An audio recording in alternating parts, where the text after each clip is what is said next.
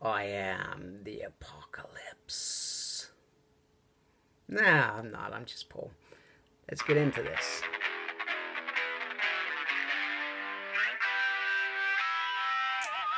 Hello and welcome to a SmurP video, and today we are looking at the Age of Apocalypse Omnibus.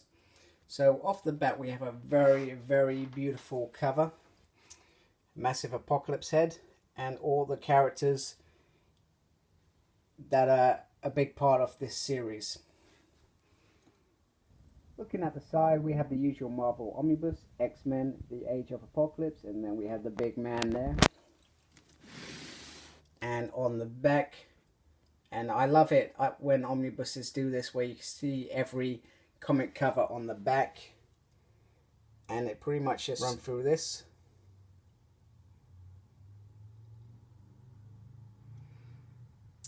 And then at the bottom it tells you what you got. So you got Uncanny X-Men 320 to 321, X-Men 40 to 41, Cable 20, X-Men Alpha, Amazing X-Men 1 to 4, Astonishing X-Men 1 to 4, Factor X 1 to 4, Gambit and the Externals 1 to 4, Generation Next 1 to 4, Weapon X 1 to 4, Excalibur 1 to 4, X-Man 1 to 4, X-Men Omega, Age of Apocalypse, The Chosen, and X-Men Ashcan.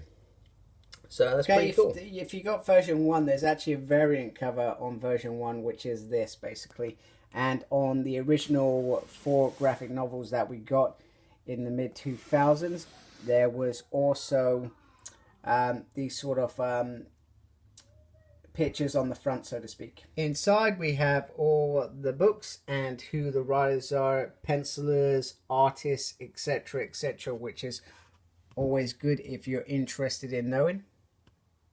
Okay, so the story is pretty straightforward. So in the normal world, Legion has gone back into the past because he believes Xavier's dream is not happening because Magneto was in it, and I guess they were enemies and he was fought, you know, they were always up against each other. Whereas if he's not in the picture, Legion believes Xavier's dream will come true. However, not realizing how much the friendship meant to Charles Xavier, especially back then, even though it did over the years still, he still valued Magneto as a friend, or thought of him as a friend, even when he was doing things that he didn't necessarily agree with. And he jumps in there, and pretty much it's Xavier who gets sponged. It's probably not the usual word I would use, but sponge is the word I'm going to use. Now that sends everything that's happened up to now into free fall. So as the ripples crack on, pretty much everything is destroyed. Pretty much the whole of reality is destroyed, and we are sent into a world, a new world, the Age of Apocalypse. Here we go. So Apocalypse is top dog, and he has his horsemen as he usually does, and then underneath them they have Prelate. So Havoc and Scott Summers, they're on the other side, batting for the bad guys, so to speak. And they have all their minions. You have Beast, who's called Dark Beast in this dimension. He's very evil and genetically experimenting. Everything is backwards in this world, and that's why it's such a fantastic series.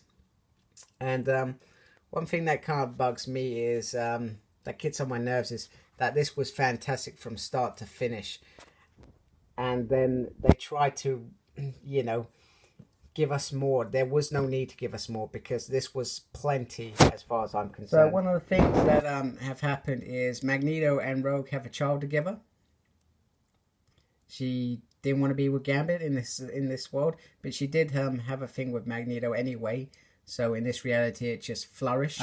Bishop is trapped in this world, being out of time himself. He kind of knows everything, and he tries to set the world on its right path. So Gambit and the Externals go on to the Shi'ar Empire, where they are set to get the Emcron crystal because they believe that that can change everything. X-Man is born. So basically Sinister had access to Scott's DNA in this world, and he had Jean Grey captive for a bit. Jean Grey in this universe is actually with Wolverine, which is odd.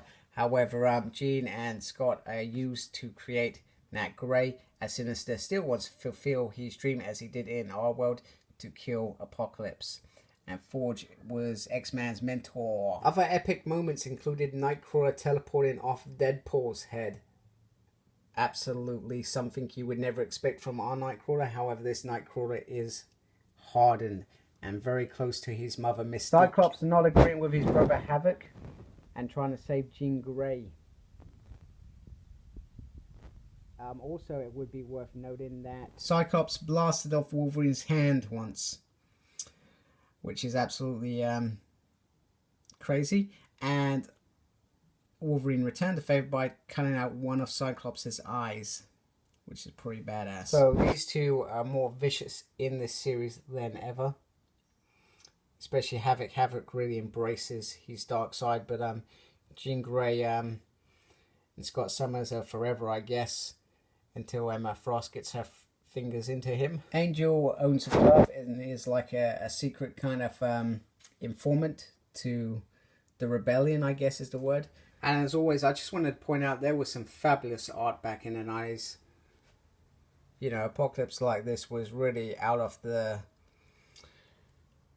imagination. Generation Next was one of my favorite stories of the whole series, and Colossus' love for his sister pretty much overrid his love for Carter, and he absolutely kills her because he doesn't want his sister being left behind, because he thinks she's going to phase and just let him carry on, but she doesn't. Shocking moments like this, which is what made this series so brilliant. Okay, so there are some stories that are not in this. So the Age of Apocalypse Companion is out there. I haven't got it yet. I hope to get it one day because I really loved the Blink miniseries, and there was a couple other stories that were great in there. I think it's actually got the Human Resistance story in there, which is about the bombs that they're going to drop over America. So anyway, there is a final showdown with Magneto and Apocalypse, and everything does come together in the plan of things. So yeah, check it out. At the back you get this kind of fact file which came out, which was around Apocalypse Chosen, and it goes into details of the characters that are here. There we go. Human Council, Excalibur, and I guess these were kind of like promos back in the day saying, you know, he never became the X-Man he was meant to come. There we go. And this must have been some details about what was about to come. So a fantastically well thought story which went on for, I guess, several months back in the 90s, mid-90s. And then we get the golden covers that came out with the various books. Inside the dust cover you get the usual bit about the creators. And then there's a bit about the original Alternative X saga, which this was. It was a big deal back then. And nothing since has ever been worthy, to be honest with you, to compare to such a magnificent story. Okay, so all in all, this is a magnificent omnibus to get to have the whole Age of Apocalypse story in one is phenomenal. And if you can get the companion as well, I suggest it's definitely worth getting. And there's some amazing stories in as well. So, but this has the main stories that all tie together around the main plot, which is Xavier dies, alternative universe, Apocalypse rises and rules and destroys, and the only thing standing in his way, the X-Men. But they're completely different. You have heroes that are villains, villains that are heroes, and characters that make big decisions that kill their friends, etc. So, but that's what an alternative universe is about. Everything's meant to be backwards, and the whole story is told fabulous in this one omnibus. So if you can get it, this was a reprint, so they've released this omnibus I think 3 times now. So, and I expect they'll release it again because it's a book worth getting. So thank you for watching. Take care. Follow me on my Facebook page, SmurredP. Like, comment, subscribe, and embrace the geekiness. Goodbye.